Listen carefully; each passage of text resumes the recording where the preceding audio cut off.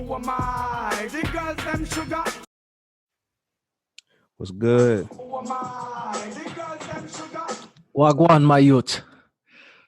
Pon the other side. Yeah, big ups, big man. Big ups, Adele. Big up, big man thing, big man pod. Mans don't play tic-tac-toe. It's a big man thing, you hear me? You get me? That's definitely gonna ruin my funniest thing I've seen all week, because that was Adele in the Wagwan in the Pon de braids is killing me. Me jabbing and me candy dreads. Yeah. Adele Pon the other side is killing me, bro. Oh man. What's up with it, man? How you doing? How your week been? Chilling, bro. How you? Chilling, man. Chilling, bro. Got some good pods coming up this week, man. Definitely. Yeah, we got somebody. If you listen to this now, and then the other video might come out a little bit later, we got somebody that want to come on and rebuttal some of the things that we said in our last podcast. So if you haven't heard yet, go back, listen to that, and then you'll be able to see where the smoke is coming from in this next one. Yeah, he said like he just want to have a conversation, but I know the OG. He gonna come through. He gonna come through. His comments on our social media accounts is he coming for smoke. I'm ready for it. Yeah, I'm ready too, man. Good vibes all around though. Hell yeah! But welcome to the Who Am I podcast. We are your hosts. I'm Kevo Wren. That's King over there. King CJ. We got a kind of short podcast. Again, we got another probably 30-45 minute conversation coming to y'all soon. So today we're gonna start with a little bit of music. So do you want me to get started, or you want me? Yeah, I got 3. So it's on you, bro. Okay. So my first one is my favorite one. Start with positivity, right? So my first one is my favorite one, which is Hit Different. Ty Dolla $ign Feast and Scissors. Is that one of yours too? Yeah. Yeah, that shit is fire. That shit is fire. I'm almost sad about it though, and this is why. Ty Dolla $ign is known for making somebody else's track really good, but his singles don't hit like this. They hit different. They hit different, bro. No pun intended, bro. They hit different, bro. I don't know, but I'm gonna give you a little round of applause for that one. That was a good joke. That's a good one. That's a good one. No pun intended. All right. But yeah, it's just his singles just don't hit like that. And I don't know what it is. I don't know who to go to about it. I need to talk to somebody manager. But I'm sick of this, bro. I'm sick of him being so good on this track. And then now I liked was it Purple Heart or Purple Emoji with him and J. Cole that he dropped last year. And I thought that might have been a rollout for him coming forward, because you get a artist as big as J. Cole on a single. But again, it just didn't hit. It didn't connect with the fan base like that. And here we are, 2020. We still haven't heard from him in a while. Yeah.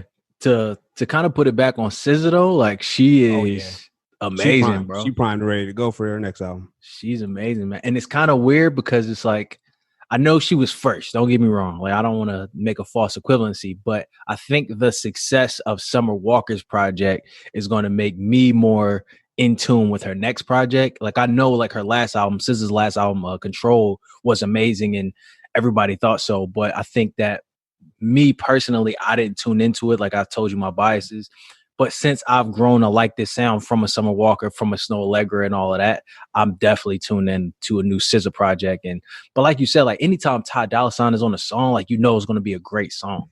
Like anytime you see featured Ty Dolla $ign or you hear his vocals, like, you know, he going to come in and just make the song better. So this definitely didn't disappoint. I think it's a great song, but I feel where you coming from when you talk about Ty Dolla $ign, because I'm a huge Ty Dolla $ign fan. Like his first album was Ty Dolla amazing. $ign fan, a big Ty Dolla $ign fan, but to me he delivered a classic. To me, when on his free TC on Free TC, that was a classic to me. And since then, it's kind of went a little bit downhill. There's been some albums that I've picked a few songs from and I liked, but he hasn't really delivered a good project in the whole. But every time he on somebody else's track, it goes this way. So I don't know where to rank him. I don't know what to say about him, but I'm hoping for something better going forward. Yeah, I like the Beach House. That's the one. Yeah, that'll be the one. It was good. Yeah, that was a good one. It was good. It was the one that I took probably the most songs from. So yeah. But again, that's a Hit Different by SZA featuring Ty Dolla $ign. Yeah, to keep it on R&B, I'm gonna go with the Hometown Hero. I'm gonna go with Jasmine Sullivan. She dropped a track called Lost One. It's a little more somber, a little bit more like sad, kind of like a ballad. But I just think Jasmine Sullivan's voice is just second to none. Like her voice has that tone, it has that feeling that no matter what she's actually saying, it's going to hit like crazy. Like it's going to be amazing. And even then, she's talking about like losing somebody and being jealous and all that. And it's kind of hand in hand with that SZA song. Like they're talking about breaking up and kind of like being mad. Like on the SZA song, it's like hit different when when you're not with the person and you know that they could be out there with somebody else. And then Jasmine Sullivan talking like, when you lost one, like don't have too much fun without me. Like I think we all can relate to having those moments. Like, when you mess up a good thing and then it's like, I know she out there with somebody that she deserved, but I wish it was me. Fuck that. No, but fuck it, no. I here to wish her well. Thanks, like as you salty, but it's like that you kind of have it for, but you can't be. You know what I mean? Yeah. So, Jasmine Sullivan kind of in line with the SZA song, Lost One. Great song, great. If you love like vocals, if you like actual like singing, Jasmine Sullivan is one of the best. I hope that she can go in another run like she did when she first came out. She got one of my favorite songs probably of all time. No, really. Was that? Need You Bad? Oh boy, I thought you was about to say bunch of windows out the car. I was about to say. You can have that. And you want them mad. Need You Bad. That's fire. That's back when Missy was still yelling out. Missy was out here yelling your name, bro. We need Missy to yell her name. Need that Missy yell to bring Missy yell your name before. No, Keisha. It's about to go down. No, it's a dub for everybody. All right, so Inhale by Bryson Tiller is my next one.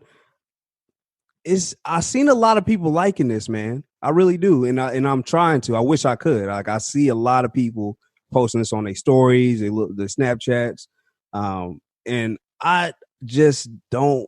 I'm not rocking with it. I don't know what it is. Like I'm not rocking with it, dog. Like it's just okay. He's been going too long to give us okay though.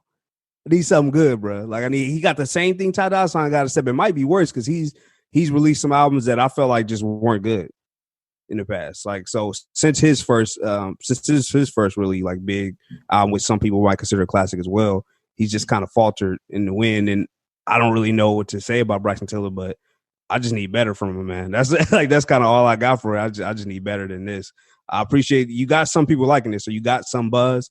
Maybe keep going. Like we hear from you like once every 6 months. Like maybe keep going and see if you can get some shit going. But I don't really know. The problem with people like him, and we'll talk about Big Sean a little bit too, is I don't know what they want. You know what I mean? Like I don't really know. Like I don't think they care about music the way that a Drake or a Kendrick or a J. Cole does.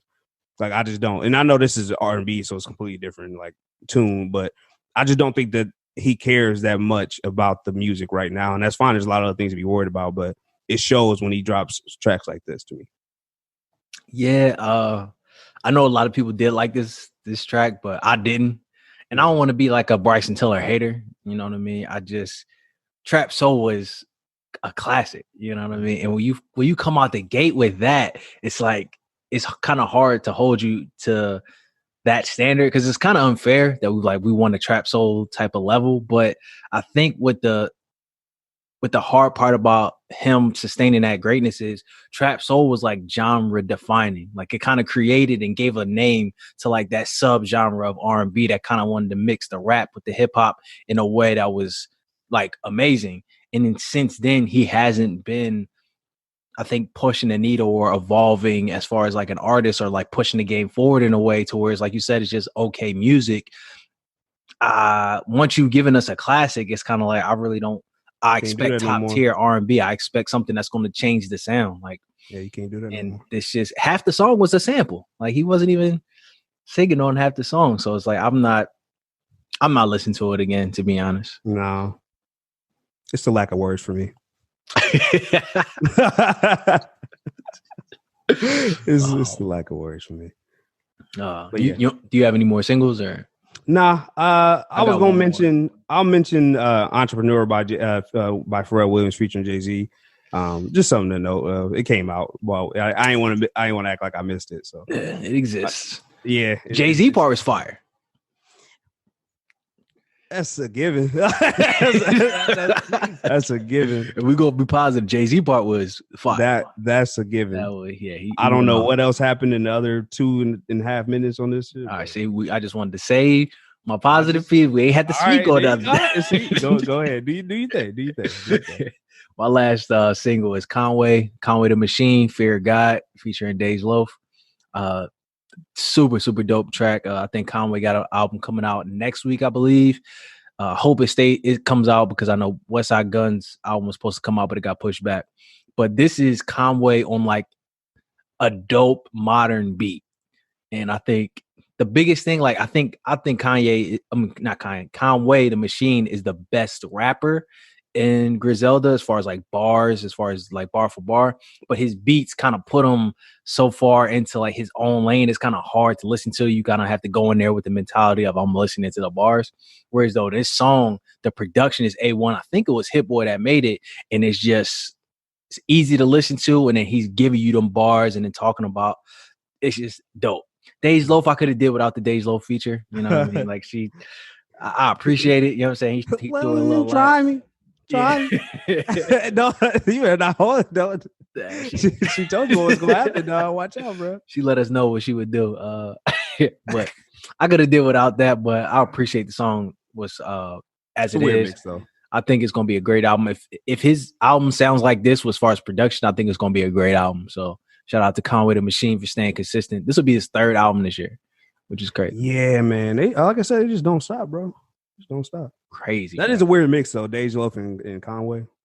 It makes it like vocal. Like if you hear how she sounds, it sounds dope. It's just like everybody is taking her sound. It's kind of like what I was saying with Bryson. Like she came in with a certain sound, but like A Boogie the Hoodie and like all these other new rappers, they sound like her, and it's like they do it much better. So it's like her lyric. Now you start to listen, like what is she actually saying? And it's like you could have said that better. You could have flowed a little bit better. Nothing against her, you know what I mean? She's way more successful than I am, but it's just winning. When I'm listening, yeah, it's like ain't she the one that got she's the one on that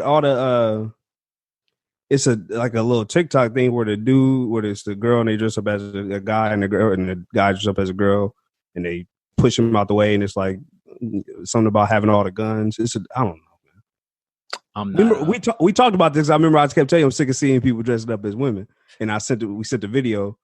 Yeah, but I wasn't looking at the song didn't stick. Yeah. All right. Yeah, fair enough. I remember the video. The gist of it. You want to go ahead and do your album, and then we'll both do Detroit. Yeah. So my album, to kind of stick in that same lane again, that Griselda movement, that's my lane right now. That's what I consider real hip hop. So of that is an artist by the name of 38 Special. He dropped the album called Six Shots. Super, super concise. Not that many songs on there. It's just I like 38 Special because he reminds me of like an old school Cassidy, a Big L, old school Fabulous, where it's like 1, 2, 3, 4 punchline, 1, 2, or 1, 2, 3 punchline, 1, 2, 3 punchline, and like a Lloyd Banks. But when everybody's doing it, it gets kind of generic. But since like bars aren't really the standard anymore, it's like more party songs, more auto-tune or whatever, I appreciate that style of rapping because it's just you don't see it that much. And it just reminds you of the good old days, like the mixtape days when you was on Dat Piff and Lil Wayne was spitting on everybody beat or whatever like that. So I appreciate 38 Special, 6 Shots, not that long of a listen.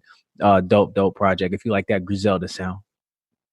Oh, I do want to mention very, very briefly though, Lil Wayne did drop a song in a video where he actually is kind of going through the times. If you watch the video, you can see him like they got his face and is actually changing and it's kind of evolving from when he was really young as a hot boy all the way up to now. And it's just a cool shit to probably go back and watch because you know me, it's for the Weezy fans.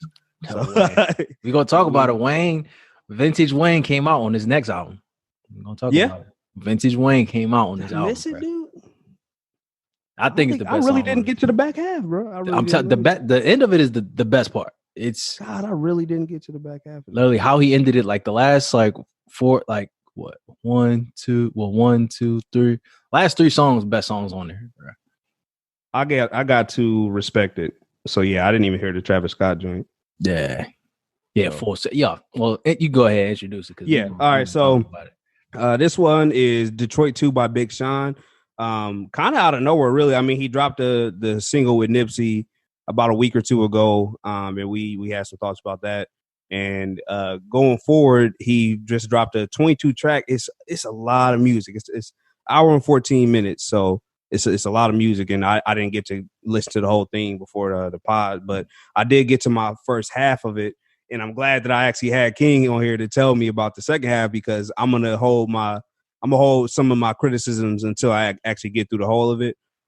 Sometimes when you listen to, like, it's kind of like don't judge a book by its cover, except I was halfway through that book and I was like, this shit might be trash. Yeah. So so not trash, but just again, it's expectation versus what you deliver. That's kind of how I just judge everything. So the expectation versus how you deliver. We've seen Big Sean deliver at a top 5 level of rap. Is that fair? He hasn't done that consistently. But then again, who has, right? We got the top 3, and no one has yet to really solidify himself as 4 or 5 to me, unless you count Griselda, which is kind of just in a different lane altogether. So the first half for me, it's just a lot of that. I don't want to say like emotional, because I ain't mad at men showing their emotions. Just it's a different vibe than what you would have expected. It's kind of all over the place. Those first 10, 11 songs for me, some of it is like rap, some of it is like talking about how you feel and emotions, things like that. Talking about his hometown, all the things that you would expect from a Detroit album, just like the first one. But it just didn't all sound good to me in the way it was sequenced in the like chain of events of the album. It just didn't really connect well for me. It just seems like a more of a playlist than an album. And I'm gonna hope to get to the back half and find out something better. But I'll let you go ahead and speak on the back half. You want, or what you thought of the first half too. Yeah, I think I'll do the how they teach you in the military. Like you say something good, then you offer your criticisms, and then end with something good. So I think this album's production, the beats and the production on this album is amazing. It's phenomenal. And again, I don't want to like just beat a dead horse, but Hit Boy is on one this year, bro. Man, like, I don't know what's gotten into Hit Boy, who told Hit Boy he can't make beats, but Hit Boy is on one. He's not missing this year. No. So all of Hit Boy's production on there is amazing. He having that Metro Boomin year. Yeah, he's having a run. Yeah. And it's not even his first run. Like, he had a run before. Like, he's coming back again. And it's super dope. Like, obviously, I like the Deep Reverence song. We were talking about the first half. Obviously, I like that. I do understand what you're saying as far as, like, the emotional and, like, the women's songs that he's talking about on the first half. And I think my biggest criticism of Big Sean is, like, I appreciate him, like, on that enlightened tip, or talking about, like, the law of attraction and being in tune with, like, Zen and all of that. But, like, too much of it is kind of like, all right, bro, I get it. Like, I don't want to hear it. Like, if you give me one good song about that, I would appreciate it so much more than you rapping about it for like an hour, And that's just me personally. I respect him for just being true to himself and not, pretending he's somebody else. But after a while, it gets kind of stale. Like Zen the F out, like, that's not really I would never play that again. I immediately took that off the album. Yeah. But for like some of the first half highlights, like, I think Harder Than My Demons was crazy. I thought that was a dope track. He really was going in on it. It reminded me of Drake, Nice for What? And that's kind of my criticism again of Big Sean. He kind of hit me with the logic to where, like, some of his best songs reminded me, I could see the influence. Like, I can definitely hear the Kendrick influence. I could definitely hear the Drake influence.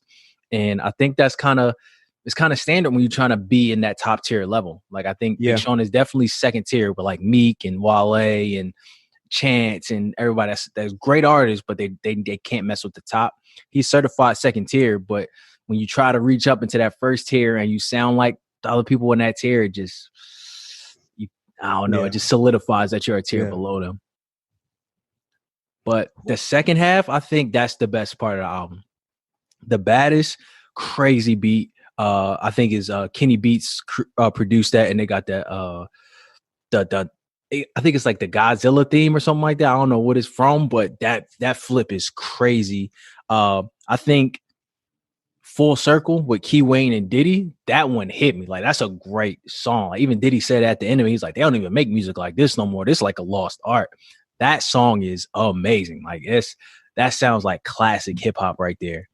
Don Life with Lil Wayne, that's my favorite song on there by far. Okay. That is the best song on this album. Lil Wayne went crazy. You know, he threw Meek in there, you know what I'm saying, for a couple bars, said the hook a couple times, but that's the best song on there by far. That song is amazing. And then he had the Friday Night Cypher on there where it was like 9 minutes of just Detroit rappers going in. He had my dog Boldy James on there, so you know I'm rocking with that. But T Grizzly, Cash Doll, Eminem, Royce the 5'9", and then he flipped 2 different beats. I think he sampled the grinding beat, and then another beat from State Prop. It's slipping my mind right now, but he flipping different beats and going back and forth, and they just like it's a cipher, like going in, even to the point where they got to Royce. He's like, oh, let's go, Royce. Like the transition was like, oh, what's up, Royce? Talk to him. It felt like a cipher, and that was just super dope. And then he ended it with Still I Rise with Dom Kennedy, and then Hit Boy and Dom Kennedy, they got a group out called Half a Mil. So those albums are always greatly produced. So that was like one of the hardest beats to kind of end it with. It was the back half of the album. I know I'm long-winded, but the back half of that album is amazing. That's what's up. Shit, man, I'm excited for it. I want to get the rest of it out now that hearing that review of the second half. Let me ask you this though, kind of just transitioning. Who is at your 4 and 5 right now? I would say, and this is kind of biased, I would say Meek. I would have put Nip here, but he gone, unfortunately. I would probably what's up? I'm going with Joyner at one of those, actually. I would say Joyner still got a lot to prove.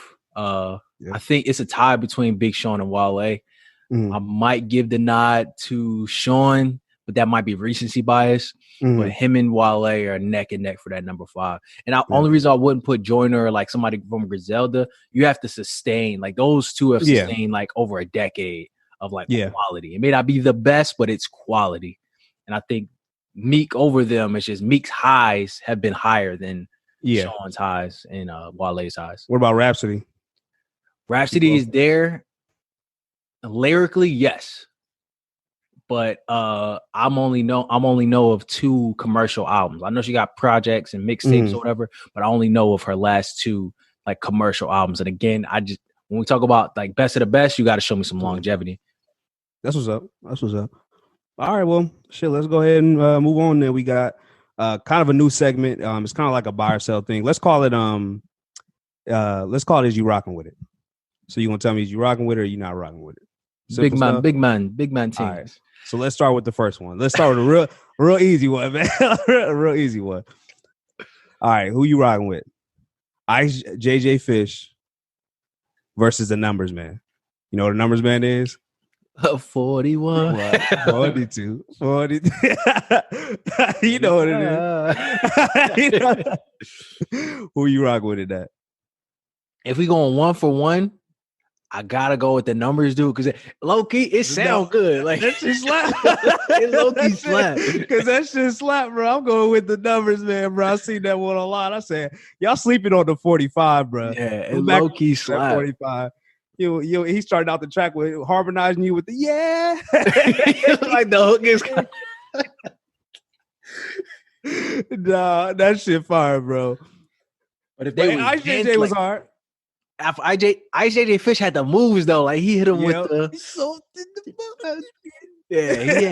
You can still remember that song from now, so that shit still slaps. He was the first. He was like the pioneer though. Like he was the pioneer of all this, so he was ahead of his time. Okay, fair enough. Nah, the Numbers, dude, bro. I'm giving the Numbers, man. He came through with a banger. I'm giving the win the Numbers man on that one. All right, you rocking with this or you not?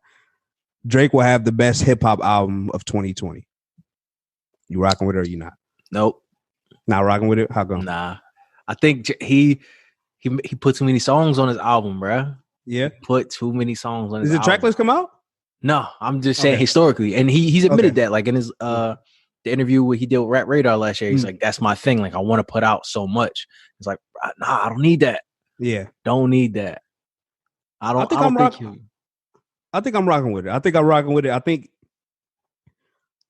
since he said it, I feel like he'll correct that. I feel like he'll come out and he'll give us a good. I'm gonna say 15, which might still be a couple too many. Yeah. Because we're always gonna look at it and say, well, if a couple of these could have came off and it could have been 12 or 10, but I think it's gonna be about 15, and I think it's just gonna have a lot of what we heard with him and Lil Durk. I think it's just gonna be having some great features on there. I think he's gonna be talking his shit, and I think he's just gonna give us a collection of good music. I don't know if it's actually gonna be like an album, but I think it's just gonna be a collection of good music. I think he has the potential to. It's just because what is the best hip hop album? What you got? Shoot for the Stars, maybe. Nas. I got Griselda, Freddie Gibbs. Yeah, but to me that's rap. I feel like that's rap. What you mean? I don't know. Like I don't feel like those things are the same. Speaking Adele right now, I don't understand. Yeah, I don't feel like hip hop and rap are the same thing anymore. I feel you, but well, then he would be like the only hip hop album as far as like what would you compare him to? Like Future, Pop Smoke. I think Pop Smoke. Yeah.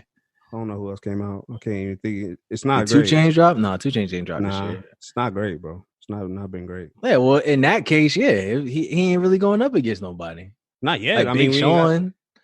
But who else? But outside, that's what I'm saying. Outside of Griselda, who in hip hop has shown us really great projects this year? But that's the thing, nobody has really dropped. But I think the pandemic, like people plan to drop. Like we was going to get a lot of. We're supposed to get a Kendrick album. We're supposed to get a Kanye album. We're supposed to get like the heavy hitters. But with the you know what I'm saying, the pandemic, a lot of people push back the album because they can't tour off of it, and it's just not a good business move. And that's why I think Drake will put a lot of songs on there because just business wise, it makes more money for streaming. That makes more sense. songs we have on there. But yeah, I don't. There ain't really much competition, so yeah. So that's why I figured. If you put it like that, yeah, I kind of combine hip hop and rap, but I understand the distinction. Yeah, you had the best one. Yeah. All right. Next one is Meg Thee Stallion. She will sell over 100K first week her next album. You rocking with it? I think yes, but she needs one more single. Okay. I think she is highly dependent on she is a good single. She has the attention, so that's the biggest thing. But it has to come soon. You know what I mean? Like I think it needs to be this year for sure. At least I think it's gonna have to be this year. The weird thing is her music ain't really for the fall and the winter, so I don't really know how that's going. But music is kind of all out of place this year anyway, just because of COVID and everything. So it might work, but just to put it in perspective, she sold 41K her first week on her last album, the one with had Savage on it. What's it called? Sugar. Yeah, but that didn't have really a single though. Like the album before that, when they had the John with the baby and all that. Yeah. And even Juicy J was on there. Yeah, that one sold less though. That one sold like 30 something. Well, yeah, that one. Yeah, I looked that one up first. Yeah, that one only sold like 37 the first week. So yeah. Yeah, so she ain't hit over 50, so it's a big sell to say. Yeah, she's more of a single artist. Selling. Right. So it's a big sell to say you rocking with she'll go over 100K. I say over if she come with a big single and it comes this year because of the attention. So many people are aware of her because of the Tory Lanez situation. I'm rocking with it. I think she could do it. I think it's a jump. It's like 60K more sales than the last time. So it's a jump. I think with the success of WAP too, she gained like a lot of Cardi B. Is WAP gonna go on her album or Cardi B's though? No, that's Cardi's song. But I'm saying with the success of that song, she gained a lot of fan base with the success of Savage and the Beyonce. She got a lot of people that'll help her get to that number. Because she gets streams like crazy. Meg gets streams like crazy. So okay, I could probably see that going over. My next one is gonna lead us into our next topic. All right. So Joe Budden will win his breakup with Spotify. You rocking with it? And we can even project for if you want to say within the next year. Let's say 12 months from now. I would say when you what do you mean when? What do you look? You know, I can't classify like if you break up with your ex and I say who won. No, Spotify already won. Spotify already won. They got so? Joe Rogan. They got Michelle Obama. They already won. Okay.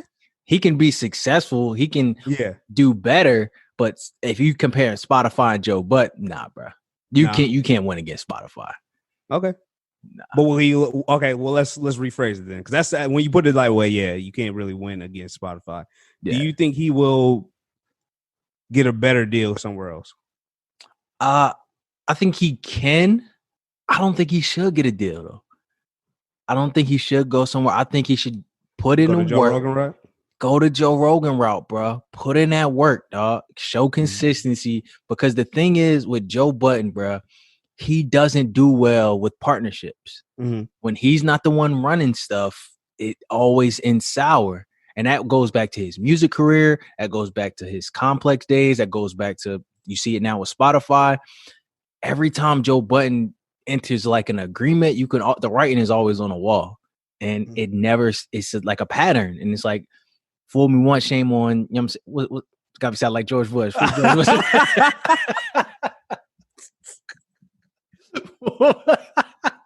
Fool me once, shame on you. You shouldn't be able to fool me again. You can't fool me again. You can't fool me again. Oh man, that's funny. I'm sorry, that was funny. No, I hear you though. No, that all makes sense. That all makes sense. We can get into our next time. All right, last one. No, last one. All right. You rocking with it or you not rocking with it? All right. Adele next album would be have Jamaican vibes on the Pon de tunes. I hope so. I hope so.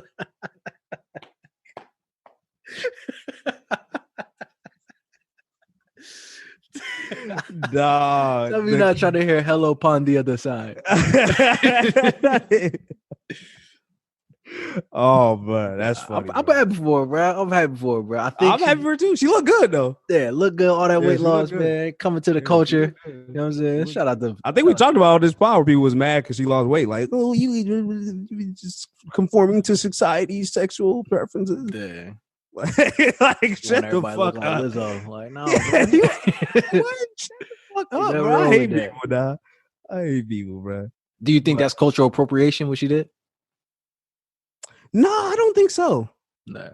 If I go to if you know what are you doing wrong? You know, drink wine, right? Like, so what do you like? You go to these places and you do the things that they do.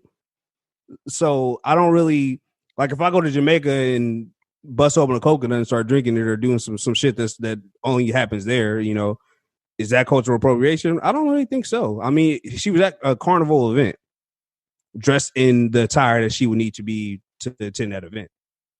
Now, Tom Hanks' son. Big mind. Tom Hanks' son. That is cultural appropriation. Well, he married to a Jamaican woman, though, ain't he? That's cultural. He did not grow up with that accent. He just gained that recently. And he could turn it on and off. That's not a real accent. So what about Drake then? Drake, when you can argue that, yeah. You can argue that. He Jamaican, then he go London, and he go to The only thing that I would push back against Drake, and just as for sake of argument, is that he gives back to those communities or those fan bases or those musicians. He puts them on his albums. He shows love. He don't just come and take. He come and give too. So big up, top boy. Yeah. So you can argue that. You can argue that, but I would say, hey, at least he's doing his just due by showing our love to that person or that people. I respect it. It. All right, man.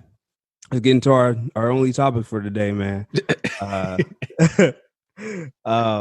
you like that? How you like that though? You want to keep that? Do something like that? A couple questions a week? Yeah, let's let the fans decide. If y'all like that, if y'all like that segment, if y'all appreciate that, if y'all think that's a good one, we should keep. Let us know in the comments. Let us know or in the YouTube comments. Let us know on the Instagram, Facebook, Twitter page, however you follow us. Let us know if that's a good segment or not. For sure. All right. So Joe Budden versus Spotify. That's our next topic.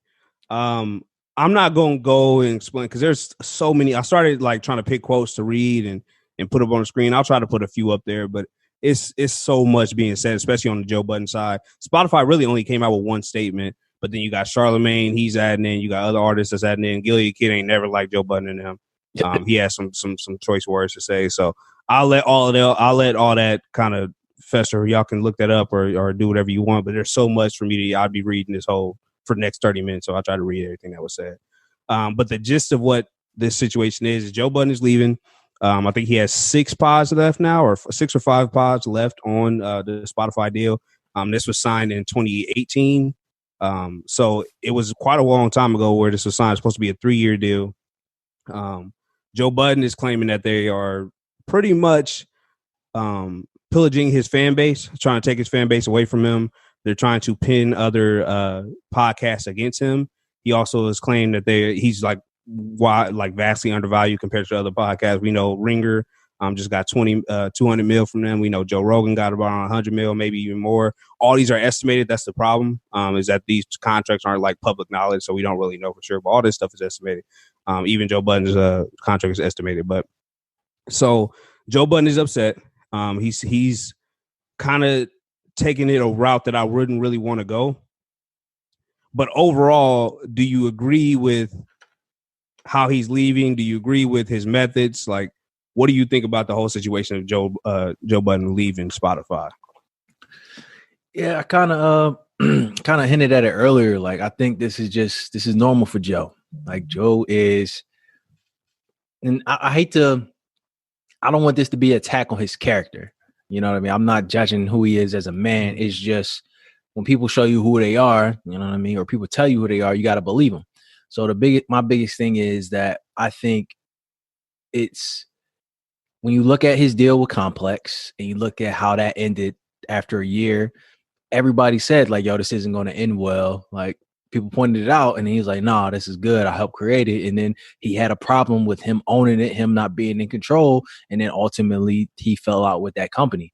You look at, it's the same thing with Spotify now. Like, he went into it saying like, yo, we working together. This is the best deal. We're going to get all these numbers. And then when it didn't work out, now he talking crazy about them. And it's like, it's the same thing. You know what I mean? And the common denominator is always Joe Budden. So you can't really start looking at everybody else as the problem when it's only a problem when it comes to you.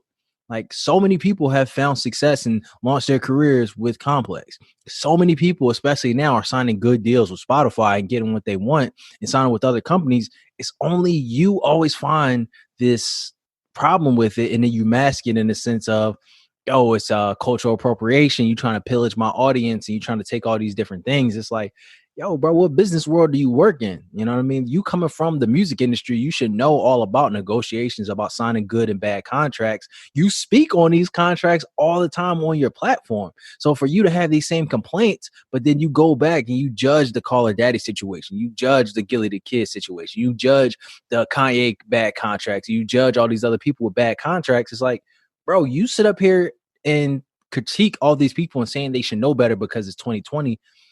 Why didn't you know better? Or why didn't you get what you expected to get? Or why aren't you able to negotiate those terms, especially coming out of a bad situation where you felt like they took advantage of you? I just don't. I think it's kind of hypocritical. I think it's kind of, I really don't have no mercy for him, because it's like, you should know at this point, you know your value. And I don't think it's also like to highlight, yo, Spotify stock dropping ever since we announced and all that. It's just petty. Like, come on, bro. Who's going to want to do business with you afterwards? Mm-hmm. Because now they run the risk of getting into the same situation with you because you don't know how to be an adult and conduct business the way you need to conduct business. And, you know, that's kind of how I feel about the situation. Yeah. I got 3 takes for it, but you are, his ex's interviews are terrible.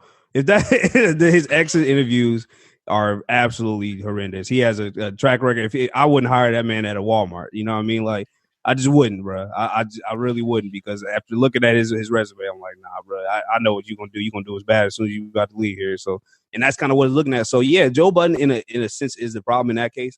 I'm gonna shoot him a little bit bail, because I did listen to his pod. I haven't been listening for a while, but I went back and I listened to what he had to say on this situation, and I got 2 takes on what he said, and I'll start with the first one. The first one I watched was kind of him addressing Charlemagne.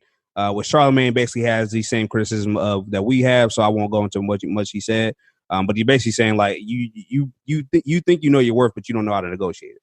That's pretty much all that Charlemagne said. Like, if all these places are turning bad, sour on your contract, then maybe the problem is you and not the places. Which is fair criticism. He left Complex. He had the same type of attitude. He left Slaughterhouse. He had that same type of attitude. Now he's leaving. Here he is leaving Spotify with the same type of arguments. So his thing, to me, what I got from it is that he is fighting not only for him, but for independence for all artists, right? Which may be true. That may be what his fight, what he thinks his fight is and what he wants to happen and why he is so, I guess, outspoken, maybe aggressive in his ways, his methods. Maybe that's why he's moving that way, because he is trying to get some more independence for artists, which is fine. That's a good point. Like there is but as artists, as the producers of these things that we all watch, right? So whether that be movies, TV shows, music, podcasts, art, anything that you can think of, I feel like have always been undervalued compared to these big companies, right? So no one actually makes as much. Like the NBA owners, no one makes as much as the NBA owners. No one makes as much as the NFL owners. Like no one in those organizations makes as much as the people that actually own these businesses. My issue with that is that that's how the game works. Like that's just how it works. If you want to change it, that's fine. But you can't get into that situation and be mad that you're into that situation when you knew what you were getting into. I have no doubts that when Joe Budden signed that contract with Spotify, he knew damn well what he was getting into, just how the business worked. He had way too much experience to not know how that contract would work. And he goes in to say how he designed his contract, how he talked and he negotiated his contract and things of that nature. If you did that, then there shouldn't be this big of an issue right now. All you had to say was, I just wanted to be in here, the company. I wanted to get inside the company, see how it works, see if there's something that I could build off of. I didn't agree with it. I don't agree exactly. I don't want to extend, right? I don't want to say I'm going to go ahead and check. I'm going to check out my other options. You aggressively, basically attacking Spotify for their treatment of you seems petty and underhanded, like you're punching up. I don't know if you ever heard that phrase, like you're punching up. Like Spotify is clearly not stressing. They got way too many big artists to stress over you, right? That's why I asked that question earlier, like, will he win? I don't see how he could, right? Like they are already winning. They're succeeding. They're signing people left and right every day. They came from a place. You were the big one. And if you feel like that you were used so they can get a means to get more artists, more big podcasts, and you was the first and you should get treated with some more respect, that's an argument, but that's more of an anecdotal argument. You can't really use that as a negotiation tactic in your contract. So his quest for artist independence for everybody involved, it's an honorable quest, right? Like it's honorable to say, does that mean that I can't criticize the way he's going about it? No, I'm going to criticize it because you've made a career off of criticizing people for this same exact thing, just like you said, for this same exact thing. I can look up 70 videos of you yelling, even all the way back to the Lil Yachty situation, right? And that one might have been even a little bit worse because I understand Lil Yachty didn't know his contract. That's really bad. That is really bad. But you are, to me, worse. You've been in this situation several times over since you were like 20. You like 40. Stop getting into bad contracts that you don't like. It's just that simple. If you don't like the contract, then don't sign it. So just like you said, go do it on your own. You have a big enough name. I don't think that the podcast game could go on without Joe Budden podcast, right? Like it will, eventually, but it's a big podcast. It's a big hot podcast in this culture. Like no matter what you think about Joe Budden, whether you like him or dislike him, you hear him, right? You hear him. You see him on your Instagram. You see him on all social media platforms. You might just hear a clip. You see his presence in everyday podcasting, everyday news, everyday black media. You see his impact. So I respect Joe Budden for that reason. I just don't like his methods. His methods are aggressive, but that's just kind of where we at right now. And then I'll go to my second point here in a little bit. But do you got anything to add on that? I think you knocked out the park. I was going to say something about him. It'll come to me a little bit later. Yeah, you got okay. Me. Well, then let me throw this at you then, because I think you'll probably have a lot to say about this. How did you feel? Did you watch any of the videos or listen to? Yeah. So, how did you feel about him making it about the white man and the everybody want to talk about this? We the brothers and I'm doing this. How you feel? I don't like those generalization arguments. So Yeah. how did that make? Because that's kind of what started turning me off when he started going that route. Yeah, I really don't like that. And he's been on that type of time since I want to say February, since Black History Month. He's been on this whole for the race type thing. And I respect the sentiment. And I'm never going like say like, yo, you shouldn't be like for the betterment of Black people. But my thing is he's ignorant on a lot of issues. And the thing about Joe is he's very he knows what to say to get people behind him. So he'll say something to kind of gather a base to where like you can't really be wrong because he's fighting for that, and he'll flip the argument against you. It's like, oh well, if you don't agree with me, then you must think that you must be against Black people. So he kind of like he likes framing an argument to where it's like you can't really criticize him. But in that, and this is kind of my criticism of LeBron, is like you have such a big platform. When you say stuff like that, when you make it about race, you invalidate the real injustice that's actually happened. When you come out there and you say, it's kind of like a crutch that you lean on. It's like, I really don't have too much basis for my argument. I really can't support it with facts. So I'm going to try to attack your emotions and get you thinking that it's racism. When it's like, bro, you can't really prove that. You know what I mean? You're very knowledgeable. And this is what I was going to say earlier. Andrew Schultz, who's a co-host of the Brilliant Idiots with Charlemagne the God, he has a separate podcast that he does, and he had a great take on it. And he was talking about how Joe Budden is very, very knowledgeable in one area, but as he starts to veer out into different areas, you can kind of see the faultiness of his logic. As opposed to somebody like Joe Rogan, who knows like, hey, I don't know much about everything, but I'm willing to defer to people that do. And that's what makes his podcast so great and makes it so successful. But what Andrew Schultz said about him is, and it's kind of to your point, when you talk about companies making more off of talent, or you got owners making more than players, and you said like that's the game, but the way that is if they would have signed Joe Budden and Joe Budden would have flopped, Spotify would have had to pay that bill. Spotify would have had to take that loss. They're putting their money in, they're investing in early, and there's no guarantee that this is going to pan out. So with all of that risk that they're taking up front, they have the negotiation power to say, hey, if this doesn't go well, we have to eat that. So if it does go well, we want to take the lion's share of that as well. So like we're taking a risk, we want the reward. So you got to understand that in negotiation in the negotiation, you can't just look at it like, okay, we outperformed our contract and we deserve more and y'all not giving it to us. And it's like, well, if y'all would have underperformed, you wouldn't have gave that money back. Like if you did flop, you wouldn't be like, all right, bet y'all paid us too much. You know, we didn't really come through on our end of the deal. So you can't really have that double standard for that, in my opinion. But to go back to the original question that you asked me, I think it's baseless and it's kind of immature to just make it about race. Yeah, and it was a big part of it. That's the only thing that started to like, because I was with him for a little bit, man. I really was. I was with him when I was listening to him talk, because he has that ability to do that sometimes. And so as I kept listening, trying to build my arguments for this, I started to understand him more. I wasn't completely never really on his side, but I was kind of rooting for him, right? And I still am. I'm still hoping that he does well. But when you take the argument and you start in a good place, it was like, hey, we as artists are undervalued. We need to, if I have to be the one to make the fight, then I'm okay with that. I can live with that. I can live with that argument. That's a good argument. It doesn't really explain all of your actions, but it does give me some type of context to how you're moving.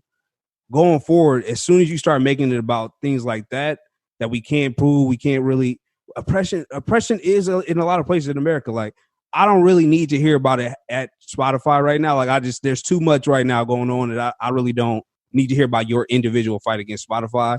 And if that having me look into that and say, is this oppression or is it not? It's not affecting a vast majority of the population. Like, so it might affect you, and it might have been affecting some other people, and I appreciate you pointing that out. But you do something about that, though. You have the power, you have the means to do that. Show us the way, then, right? Do the thing. My issue with you is that you knew that going into that 3 years ago, in 2018 when you signed that contract. So you knew what was going to happen. Like, you knew what Spotify was. You knew what the contract was. You still signed, and now you here today, and you mad about your contract. I can't respect that.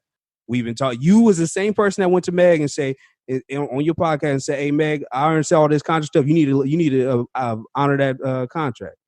Hey, you need to honor that contract. Hey, you need to honor that contract." Not saying that he didn't, because he did. He's gonna finish his podcast and he's gonna move on. But when you leave, what good is it to point out all these other things unless you're trying to stray people from signing with Spotify?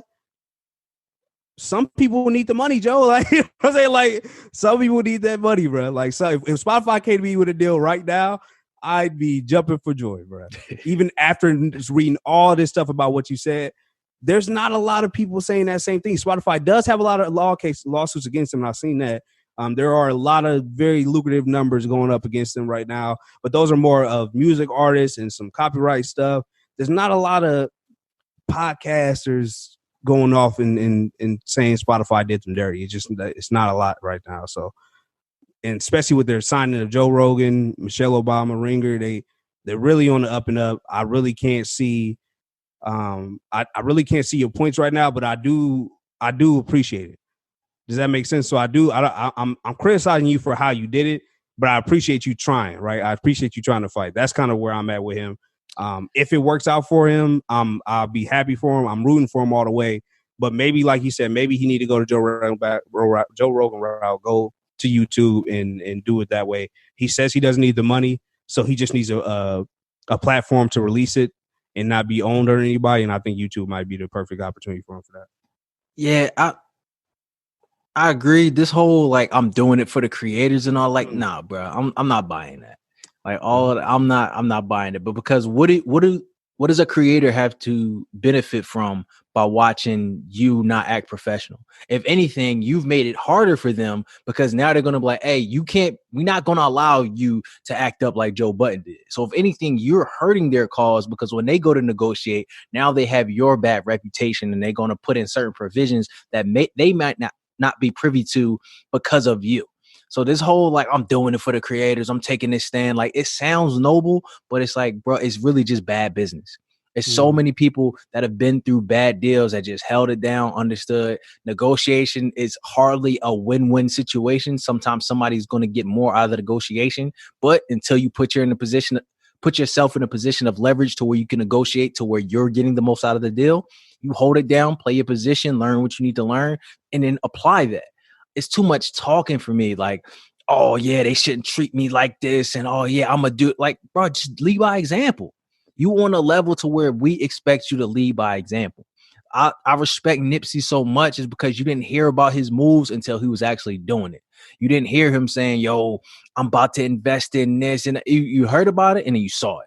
Yo, we need more STEM fields, or we need people educated in the STEM career field because there is systematic oppression. Then he brought out the numbers. He was like, yo, only such and such % of black people work at Facebook. Only such and such black people work at Google. How many black people how many black people use Google? How many black people have a Facebook? So you know what I'm going to do about it? I'm going to create a partnership called Vector 90 to kind of partner with and create a space so where people can learn about STEM and get educated so we can implement and infiltrate this market.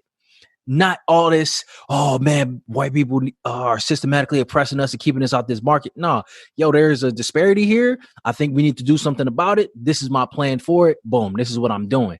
And that's the type of moves I can respect. And that's how a real leader, in my opinion, moves.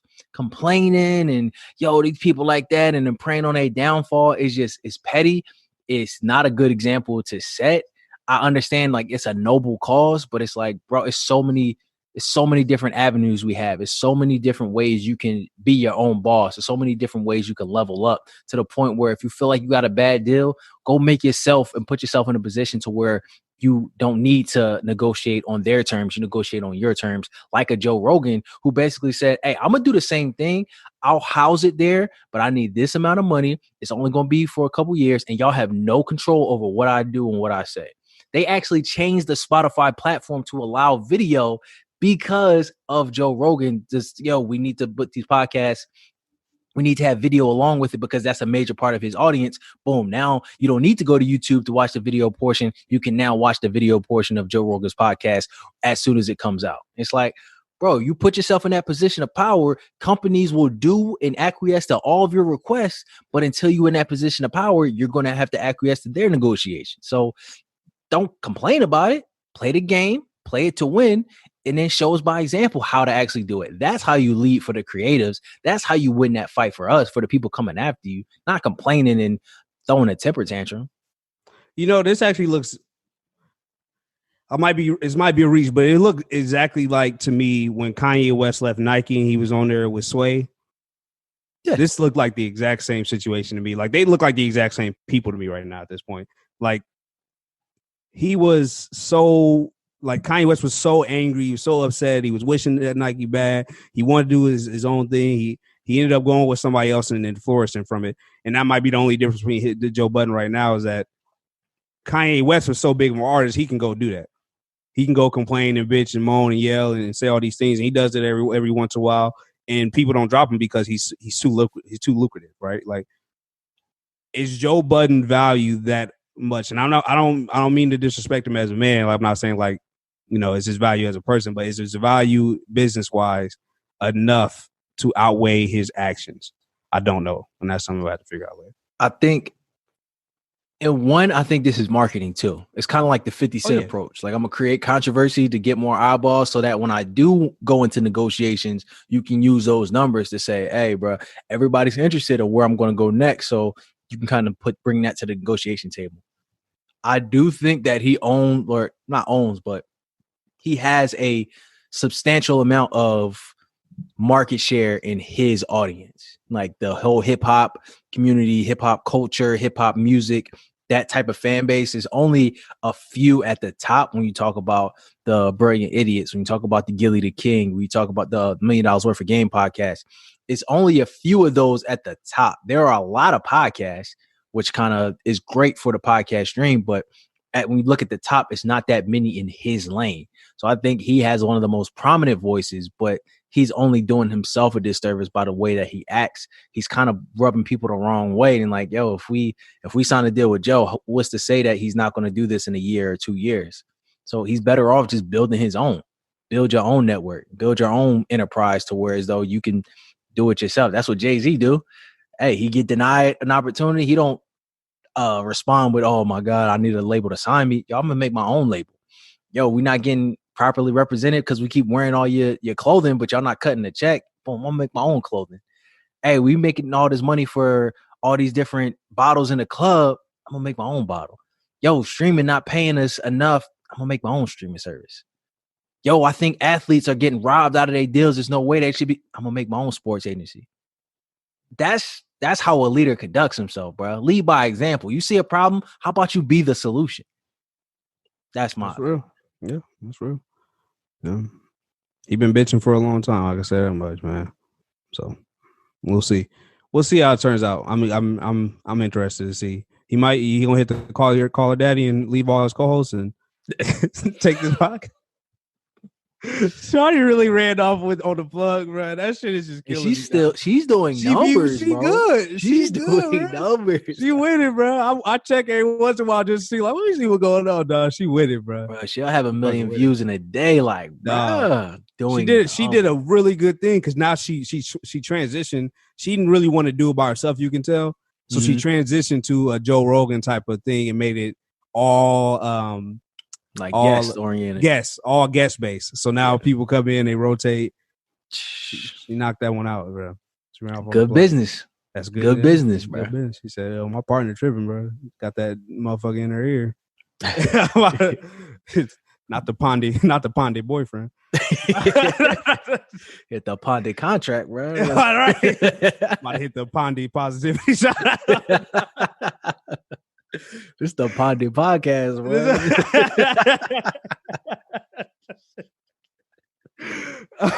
Oh shit. All right, man. So I'm about to, the next 5 minutes is gonna be all me struggling with names. I just want to let you know now. Look, but this is the thing, bro. No, if you say it with confidence, people not even gonna flinch. Like, oh, I didn't even know that's how you're supposed to say it. You just gotta say it wrong and say it strong, bro. Like, sometimes, man, you just gotta admit that you not the confidence ain't gonna get you through this. I'm to the point now on this pod that no matter how bad I've been looking at videos, trying to get somebody to listen to pronounce it. I've been Googling. I don't know how to say any of these 4 names, but I love what they doing. So I'm gonna give it a shot. All right, this is my positive shot. Go. Who's next? It's a comedy group based in Nigeria, and they do all of these like recreations of things. So you might see them do like the box. They've done several, right? So this one is a Black Panther one. That's why I wanted to give them a kind of shout out because they gave them they did a Black Panther scene and Chadwick Boseman. And it's sad to talk about. I'm sorry, but they basically sent them off in a really good way, and it's been making its rounds in social media. And I just wanted to kind of highlight it to say like, hey, if you haven't seen it, go look it up. They have a Twitter account. It's called Eco Rodo. That's what I'm gonna go with, boys. so that's what I'm gonna go with. But yeah, so it's 3 brothers and their cousin. The first one is Babatunde Sani, 23. Moy Sani, he's 15. Malik Sani, he's 10, and their cousin is Fawaz Ani, and he's 13. So they're really not old at all, and you can see the brother. They just recently, actually 3 weeks ago, got sent some stuff from Netflix to actually record things. So shout out to Netflix for actually sending that. I guess I should give them a positive shout out as well, because their videos are top notch shit, bro. Like, I know it's like you think like how big can a recreation they recreate these scenes to a T, and they do it with funny things. Like for the box video, they had like wheelbarrows. So when Roddy Ricch was pulling up in the car, they had to pull it up in like the wheelbarrows. And they was racing and stuff, and it was funny, like right because the kids it's a funny thing to watch. It's great. This one actually hit really hard because you can see how much real effort they put into doing these videos. They had the beards, they had the robes, they had everybody in the background. Like, it's just really interesting and intriguing to watch. Like, such young people actually put in this much work just to make like a video to go stream around. Their whole thing is like future movie stars. Like, that's like their whole like mantra, if you would. And I have no doubts that they'll do big things going forward, because these dudes are they top notch in what they do. I really appreciate that. And rest in peace, Travis Bozeman as well. That's my positive shout out. I say the name again, but then I'd probably say it the third time a different way. So shout out to them. You just got to put them on the screen. Just let hey, y'all see. Yeah. There you go. Shout out to him. Nah, that's dope, man. Yeah, man. It's still crazy how many people we lost, bro. It's so crazy how many. That weekend was, the whole weekend was crazy. Yeah. So I want to give my positivity shout out to a man by the name of Easton LaChapelle. He kind of in line with what I talked about in the last positivity shout out. He learned robotics on YouTube and then turned that into a company that is able to 3D print prosthetic limbs. So he was been into robotics ever since he was a kid, but then he started to meet people or amputees with arms or different parts of their bodies. Then he described them as archaic, like they look super old school, like it didn't look like functional. You know what I mean? If you see some of these prosthetic limbs, they've come a long way, but they are super, super expensive. So he had the idea to figure out, how can I kind of do what Elon Musk did? How this is essential, something that we need, but how can I make it cheaper for the everyday person?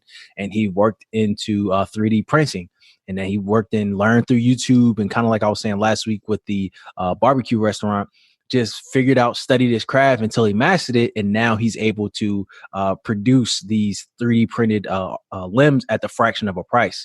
And I think he said 5% of the population is amputees. Like, it's a huge amount of people that have had amputations that need prosthetic limbs, but because of the cost, they are forced to deal with these quote unquote archaic limbs just to get by. But with the advancement of technology, he was able to kind of get versed in that, figure out how to mass produce that, and he was able to raise enough money to start producing his quality. So I believe he started a company called Unlimited Tomorrow, and he's able now to raise money and start to mass produce these prosthetic limbs. And I think that's dope. Again, we talk about it all the time. Just, we have so much information available to us. We have so many opportunities. If we can use the information that we have around us, empower ourselves, and start to boss up and figure out we can be our own bosses. We can be the change that we want to see in the world. So I think that was dope. Shout out to Easton LaChapelle for, putting his money where his mouth is and actually doing something about a problem he saw.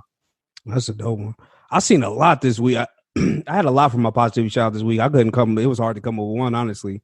Yeah. I seen 2 college students in the fraternities. They was Kappas. They they bought like 26 like apartments and houses and things of that nature, and it was all within their hometown, like their hood where they grew up at, and they're gonna rebuild them back up, like, and let everybody live there. Section 8 is welcome, things like that. So I seen that. I was just like, man, I couldn't find enough information on that to actually like come up with like their names and stuff like that. So, but shout out to them too. They was in South Carolina.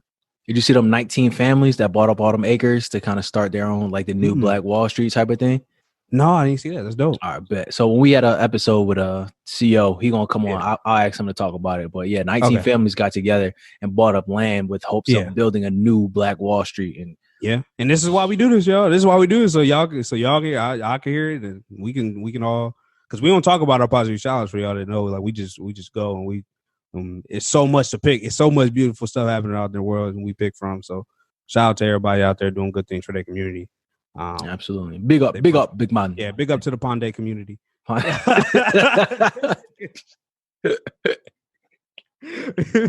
the Pon de community. You can't just throw Pon de on everything. What does Pon de even mean? Hold on, man. Wait. Hold on. Big up. Stop. I gotta know, bro. Let me see if I can find it, dude. No, bro, this can't be right. What is it? I Google. They said Pon de means on the train. What? Dog, you Google Pon de right now, like Pon de meaning, it's gonna say on the train. It says, so if you hear someone saying Pon de, oh no, on the, I guess it's on the. Oh, it's on. Okay, on the. Okay. So Pon de, Pon de is on the. But day means the, and Pon means on. Oh, okay. So we're thankful, or we welcome anybody Pon de Podcast. If y'all want to get involved with it. I told you they come for the podcast, but they stay for the language lesson, bro. Like, come on, bro. Who needs Zoom school when you can listen to the podcast, bro? We educate y'all, teaching y'all different languages, bro. We got culture. We got different languages. It's the Pon de Podcast, bro. Throw the Who My Podcast when your kid's supposed to be at school. They will turn out to be outstanding citizens, bro. My dumb ass gonna say on the train. You know what? That actually makes that Adele joke even that much more funny, because it says hello from the other side. That's really how you say it. Hello from the other side. Yo, that's funny. That's funny, man. Nah, we appreciate y'all tuning in. Appreciate y'all tuning in and putting up with us, man. Yeah. Hey, if y'all come back on Pon de next week. I don't think that's like. We gotta cut that one. Yeah, get out. Let's get out of here. Let's go. Cut the tape. Cut the tape. Cut the tape. Cut the beat. All right, we appreciate y'all. We'll see y'all next week. All right, man. Oh, shit. Who am I? The girls them sugar.